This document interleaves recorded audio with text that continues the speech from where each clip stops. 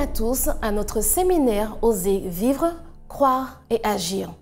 Nous espérons que vous avez passé un excellent moment à l'écoute des morceaux instrumentaux que vous avez pu entendre. Maintenant, je vais vous inviter à nous adresser à Dieu. Notre Père, notre Dieu, nous te remercions pour tes grâces et tes bénédictions. Merci pour cette journée que tu nous donnes et cette opportunité que nous avons d'apprendre à mieux te connaître. Aide-nous à comprendre ton message en ce soir et que nous puissions oser vivre, croire et agir comme tu le souhaites pour chacun d'entre nous. Au nom de Jésus, ton Fils, et pour ta gloire. Amen. Je vous souhaite de passer un bon moment à l'écoute de notre séminaire. Daniel Webster a été l'un des orateurs et hommes d'État les plus célèbres des États-Unis. Sa carrière brillante et éloquente, ainsi que sa capacité à captiver l'attention d'assemblées partout en Amérique, ont fait de lui l'un des orateurs les plus populaires de son temps.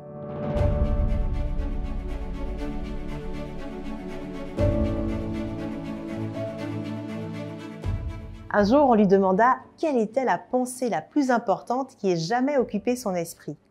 Et il répondit « le sens de ma responsabilité envers Dieu ». Il poursuivit en développant sa pensée.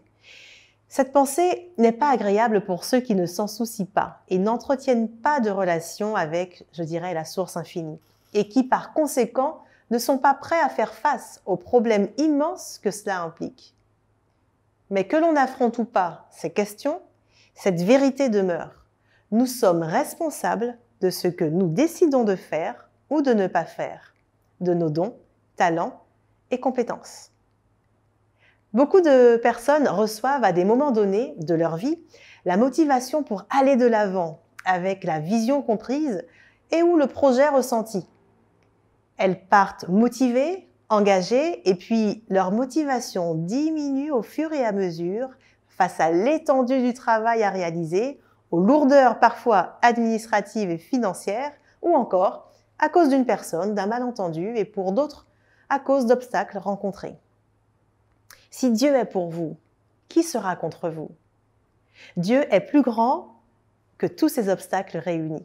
Osez.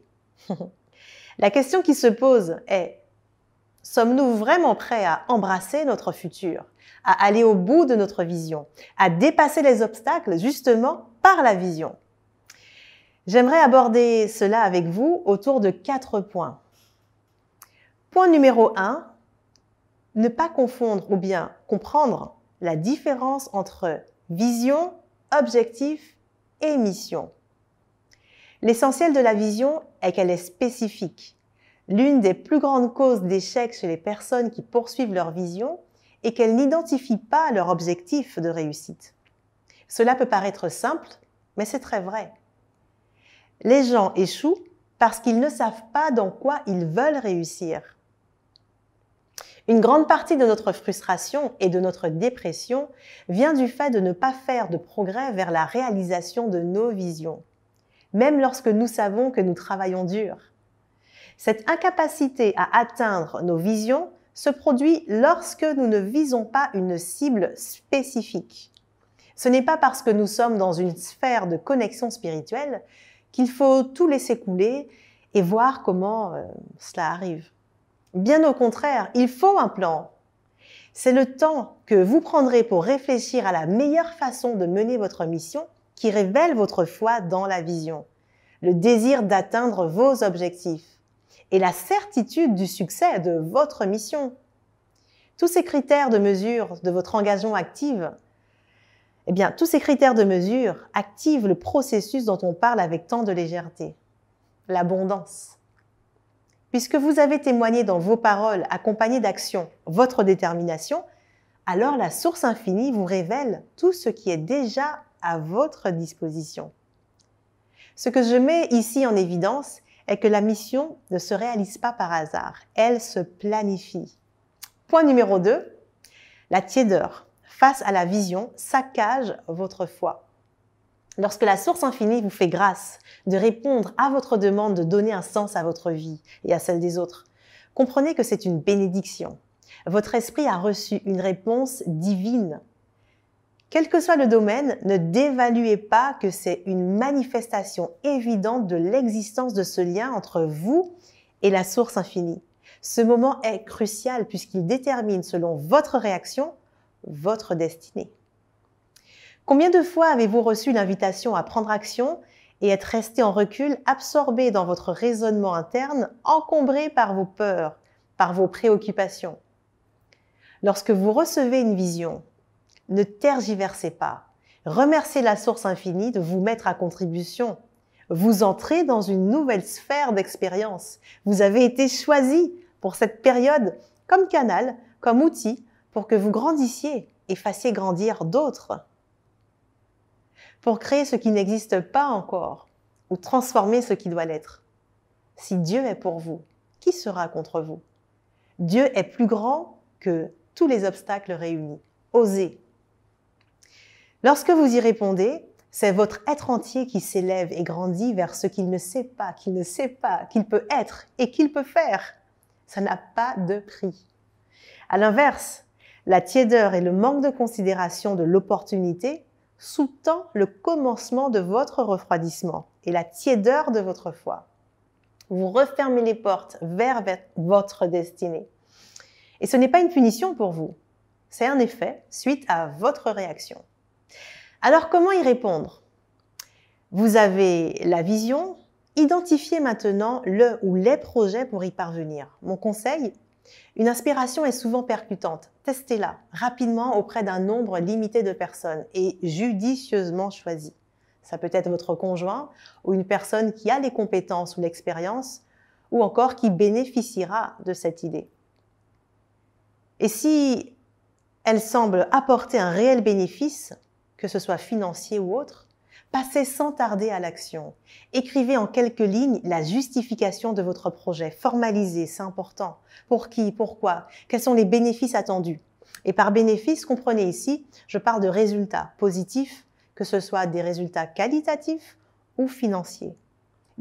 Définissez un plan d'action à court terme avec des objectifs que l'on appelle SMART, c'est-à-dire spécifiques, des objectifs que vous pouvez mesurer, qui sont ambitieux, qui sont réalistes et qui s'inscrivent dans le temps avec une date de fin. Et puis surtout, laissez tomber les détails à ce moment-là. J'en parle dans d'autres contextes, mais ici, c'est tout à fait adapté également. Autrement dit, sans objectifs bien définis, pas de résultats. Définir des objectifs vous donne l'assurance d'aller vers le succès de votre vision, de votre mission. C'est à partir de vos objectifs que vous pourrez ensuite envisager votre plan d'action. Mon conseil pour y arriver est de, comme je vous le disais, de se fixer des objectifs SMART. Et ceci est la clé, disons, la première étape pour transformer l'invisible en visible. Ensuite, confrontez votre plan avec des experts, en vous rappelant que les critiques sont vos alliés. C'est ainsi que vous vous équipez pour être prêt à dépasser les obstacles par la vision. Faites le choix de rester ferme pour accomplir la vision qu'il vous a confiée, même lorsque les obstacles viennent contre vous. Avez-vous observé que beaucoup de choses bonnes arrivent dans la douleur, souvent, ou après un moment critique? Un simple exemple, donner la vie. Tout ce merveilleux processus, après 9 mois en moyenne, se solde par un moment éprouvant, qui révèle ensuite un résultat juste stupéfiant, l'arrivée sur Terre d'un nouvel être. Parce que vous vous êtes engagé sur votre mission, tenez compte également des risques possibles pour ne pas être surpris, mais avoir une réaction, une réponse au risque adaptée à la situation et dans les meilleurs délais. Beaucoup de personnes s'arrêtent après avoir aperçu ou subi une difficulté. Qu'en serait-il si la femme enceinte, en plein travail de délivrance, face à la douleur pressentie ou ressentie, décidait de s'arrêter en plein travail? Vous pouvez garder cet exemple en tête qui peut faire sourire, mais face à nos missions que nous sommes invités à mener, ce sont aussi des vies, finalement, d'êtres humains qui sont en jeu par rapport à ce que vous pourriez leur apporter et qui changerait aussi leur destinée. Des obstacles, allez, je dirais plutôt des challenges, peuvent venir se mettre contre vous, du moins contre cette vision que vous souhaitez réaliser. Mais si Dieu est pour vous, qui sera contre vous? Dieu est plus grand que tous les obstacles réunis. Osez. Regardez votre plan d'action et analysez comment cet obstacle, ce challenge, influence votre plan. Loin de le fuir, prenez-le en compte et ajustez votre plan le plus tôt possible.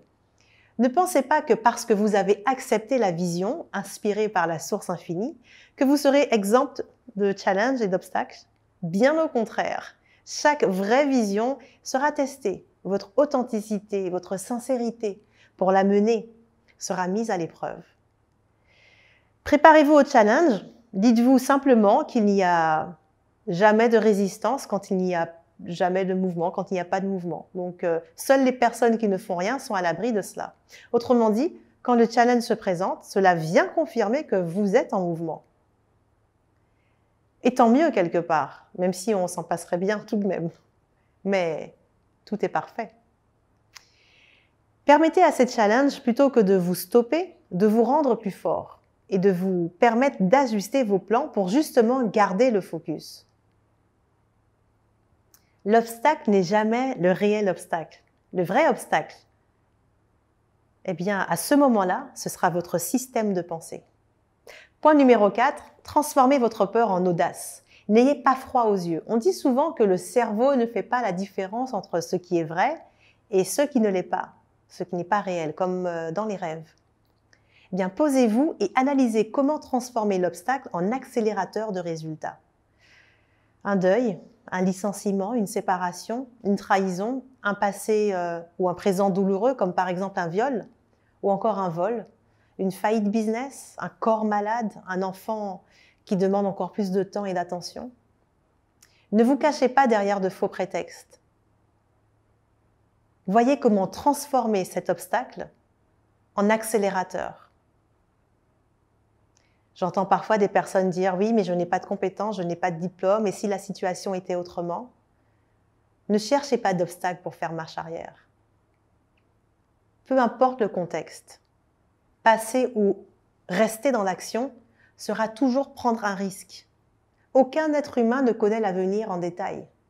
Donc même le fait de ne pas se lancer, c'est aussi prendre un risque, de manquer une belle opportunité, de découvrir votre vraie personne, votre mission et de toucher et d'impacter la vie de personnes autour de vous. Il vous faudra alors apprendre à vous entourer de bonnes personnes et de bons profils au bon moment, par rapport à ces arguments que vous pourriez prendre pour ne pas justement aller plus loin. Finalement, le plus grand obstacle, ce n'est pas le Covid, ce ne sont pas les restrictions, c'est notre cœur froid, notre cœur engourdi, l'absence de foi. Et ce que nous devons restaurer pour dépasser les obstacles, les challenges, c'est à nouveau notre capacité à voir et à croire que c'est possible, c'est plus que possible, et qu'il nous inspirera dans les temps la solution, les moyens, les mots, les paroles, bref, comment il faut être, ce qu'il faut dire ou faire pour passer à une autre étape, pour passer à l'étape supérieure. Les personnes résistantes ne prennent jamais un non comme une réponse lorsqu'il s'agit de réaliser leur vision. Insistez intelligemment pour avoir ce que vous recherchez. Persistez jusqu'à ce que vous ayez ressenti la joie, la satisfaction de la victoire, de voir votre objectif réalisé. Ce sont ceux qui endurent jusqu'à la fin qui réussissent. La source infinie est présente en vous et avec vous. Donc, qui peut vous arrêter? Qu'est-ce qui peut vous stopper? Enfin, je vous invite à prendre une feuille et à écrire tous les obstacles ou challenges que vous rencontrez en ce moment. Soyons pratiques, soyons concrets. Pour chaque obstacle, chaque challenge, le cœur réchauffé par votre vision, l'importance de votre vie, la foi que vous avez, conscient de l'impact que vous pouvez aussi apporter dans la vie de d'autres êtres humains, eh bien, qu'est-ce que vous pourriez demander maintenant de spécifique à la source infinie? Et que pourriez-vous déjà mettre en place? Et je vous invite à prendre un autre post-it que vous mettrez quelque part de bien visible et à y inscrire les deux mots suivants, croire et agir. Ne craignez rien, laissez-vous inspirer, parce qu'il vous prépare, il vous conduit. Si Dieu est pour vous, qui sera contre vous? Dieu est plus grand que les obstacles. Osez.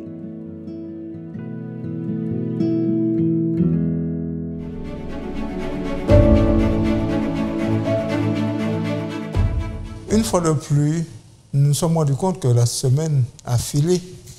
Nous nous sommes rendus compte que les choses, chaque fois que nous nous rencontrons, c'est pour vivre quelque chose d'extraordinaire.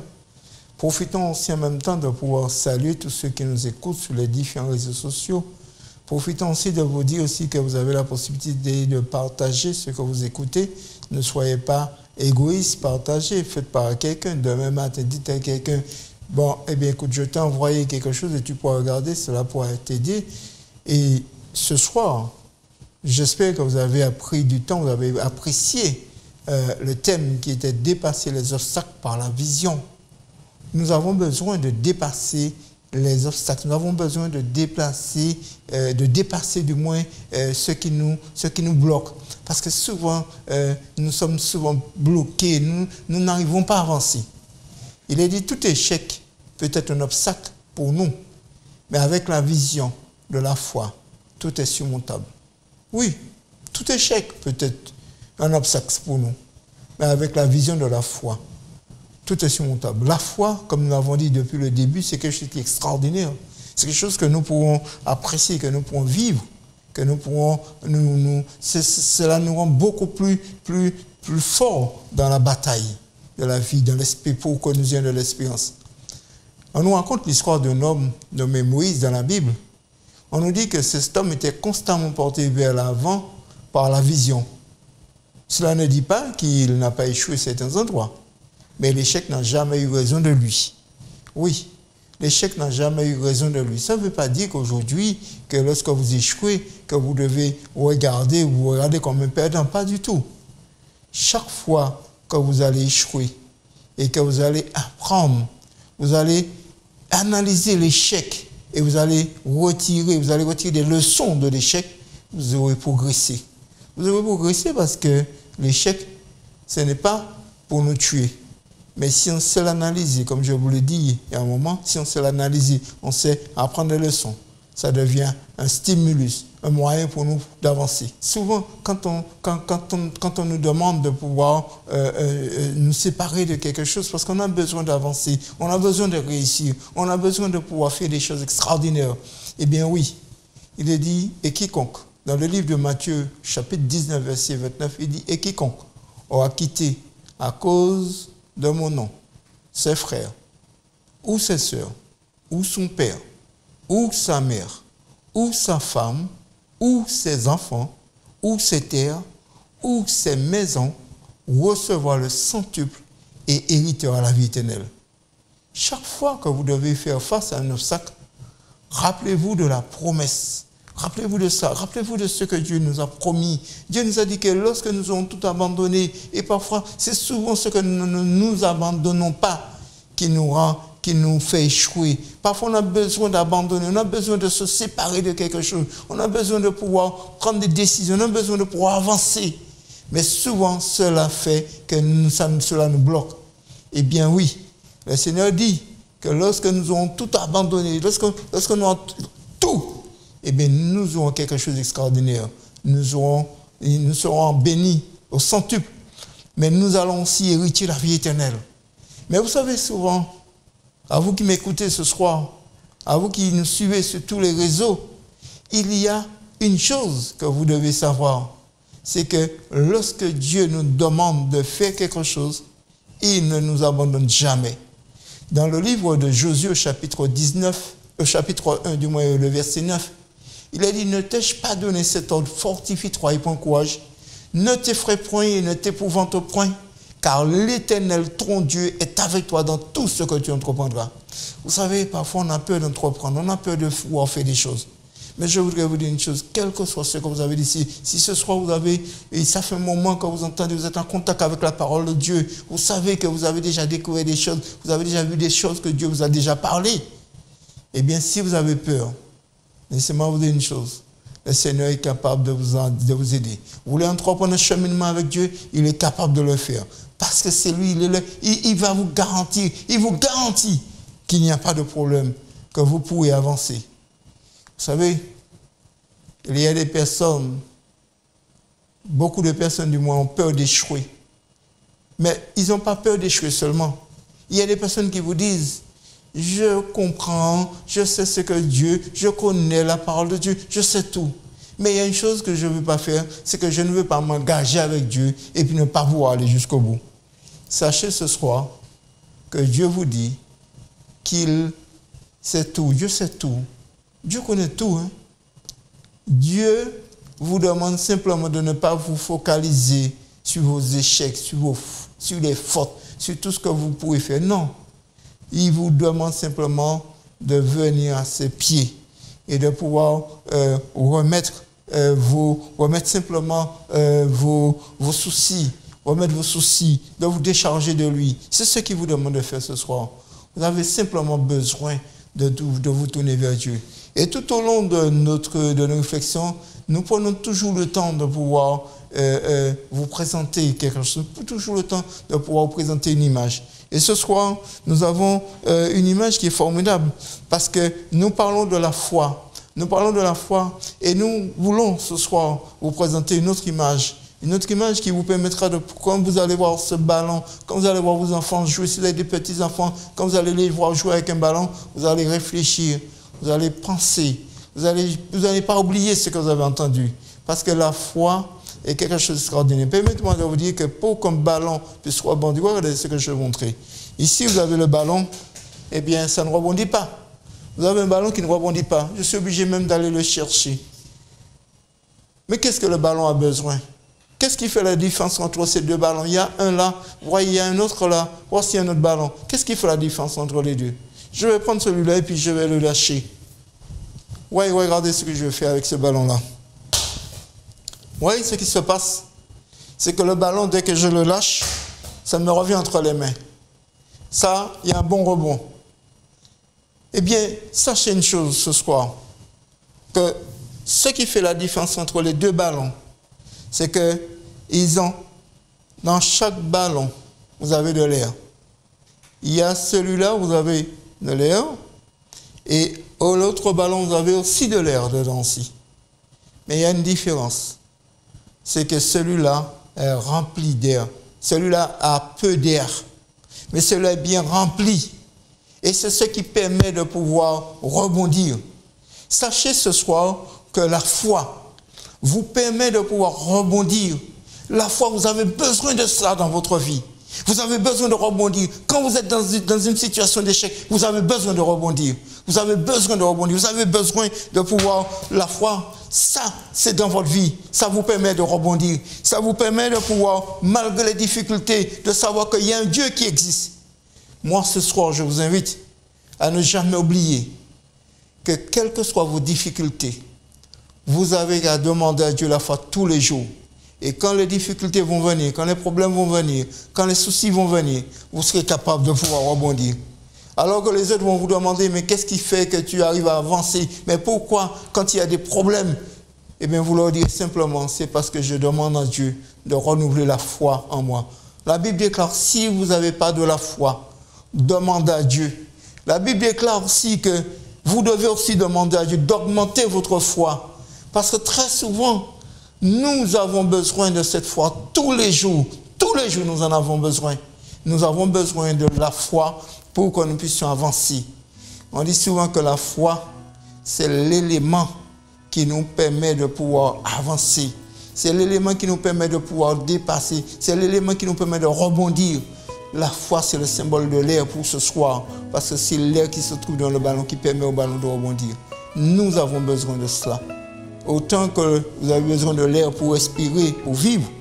Essayez de réfléchir que si vous avez quelqu'un qui vous prive d'air, vous allez mourir. Eh bien, la foi, vous en avez besoin. Et ce soir, une fois de plus, nous allons prier. Nous allons demander à Dieu de vous aider pour que vous puissiez avoir une foi qui se laisse, une foi qui s'augmente, une foi qui vous permet de pouvoir faire face aux difficultés. Nous allons prier ensemble. Notre Père qui est aux cieux, nous te louons, nous te bénissons, Seigneur, pour tous tes bienfaits envers nous. Merci de ce que tu nous rappelles encore ce soir, que la foi, c'est l'antidote qui nous permet de faire face aux échecs. cette foi qui nous permet de rebondir, cette foi qui nous permet de pouvoir dépasser les situations. Merci Seigneur. Et s'il te plaît, notre Dieu, accorde à chacun d'entre nous, accorde à chacun de ceux qui sont connectés en ce moment sur ce support, accorde-leur la foi. Seigneur, garde-nous, bénis-nous. Permets que nous puissions chaque jour apprendre à compter sur toi, apprendre à te faire confiance, Seigneur. Merci, Papa, pour tout. Et merci de nous aider chaque jour à regarder avec des yeux de la foi. Nous t'en prions ce soir, une fois de plus, au nom de Jésus-Christ. Amen. Une fois de plus, nous voulons vous remercier de nous avoir assistés. Nous voulons vous remercier de pouvoir partager, parce que je sais qu'il y a beaucoup d'entre vous qui ont partagé. Je sais qu'il y a beaucoup d'entre vous qui ont donné toute l'information autour de vous. Nous vous encourageons à le faire et nous vous encourageons surtout à pouvoir nous rejoindre demain soir, parce que nous aurons encore un autre moment très motivant, un moment qui vous permettra de pouvoir comprendre qu'est-ce que Dieu a souhaité, comment Dieu a souhaité que malgré les difficultés, malgré les échecs de la vie, que Dieu ne vous abandonne pas. Donc, partagez, encouragez une personne.